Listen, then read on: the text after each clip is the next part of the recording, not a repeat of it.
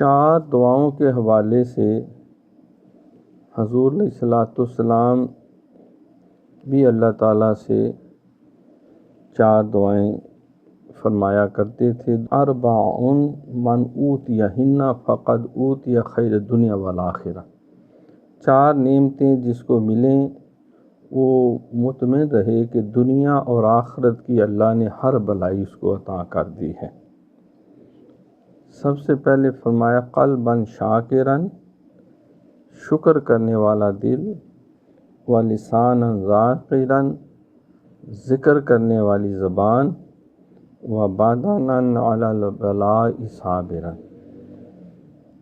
اور ایسا جسم جو دکھ و تکلیف آنے پر صبر کرے، وزوجۃ لا تبغی لنفسها حوبا لنفسها ومالہ، ایسی شریک حیات جو اپنے شوہر کی عزت کی اور اس کے مال کی محافظت کرنے والی ہو۔ تو یہ بھی 4 دعائیں